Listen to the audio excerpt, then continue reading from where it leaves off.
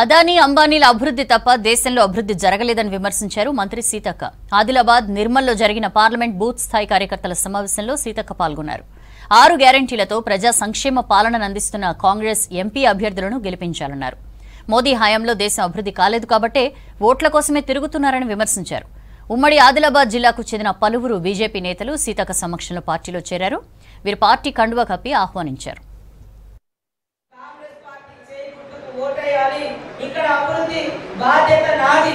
మీ గల్లీలలో రోడ్లు కానీ, మీ community halls కానీ, మీ ఊళ్ళలో మంచినీటి వ్యవస్థ కానీ, మరి అదేవిధంగా కుప్పి ప్రాజెక్టు కానీ, ఇంకా ఇక్కడ ఏదైతే పెండింగ్ ఉన్నాయో సీఎం గారు మొదటిసారి వచ్చి ఒప్పుకొని పోయింది.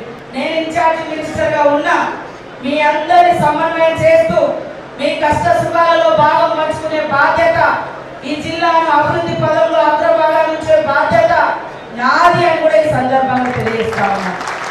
గతంలో ఎంతో మంది మరి మంత్రులుగా ఉన్నారు ఇక్కడ, కానీ ఏ గల్లీకి రాలే, ఏ ఊరికి రాలే, ఏ తండా పోలే, ఏ కూడం పోలే, ఏ పల్లెలో పోలే. కష్టాన్ని తెలుసుకొని ఎప్పటికప్పుడు అధికారులను పురమాయించి పని చేయించే విధంగా నేనున్నా.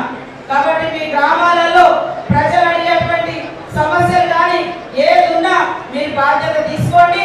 మీరు గెలిచిన తర్వాత ఆ బాధ్యత నాకు ఉపయోగపడి అవన్నింటికి నిధులు ఇచ్చే బాధ్యత నాది. మేమిద్దరం మీకు తోబుట్టులాగా, మీ ఇంటి ఆడపడుచులాగా పని చేస్తాం. మీ బాబు కోసం అంటాం. ఎందుకంటే ఎప్పుడు కూడా ఆడబిడ్డ శాపనార్థాలు పెట్టదు. ఎప్పుడు ఆడబిడ్డలు అన్నలు బాగుండాలి, మా అన్నల కుటుంబాలు బాగుండాలని కోరుకుంటాం. కాబట్టి మేము కూడా మనల్ని నమ్ముకొని వచ్చింది కాబట్టి నేను కూడా మిమ్మల్ని నమ్ముకుంటా ఉన్నా. దయచేసి ఈ ఒక్క అవకాశం ఇద్దాం. అభివృద్ధి బాధ్యత ఈ జిల్లాది నాది. మరి రాష్ట్రం నుంచి నిధులు ఇచ్చే బాధ్యత రేవంత్ అన్నది. ఎందుకంటే ఆయన కూడా మొదటి పర్యటన ఇక్కడే పెట్టుకున్నాడు. ముఖ్యమంత్రి అయిన తర్వాత ఎక్కడికి వచ్చిండు? ఆదిలాబాద్ జిల్లాకు వచ్చిండు.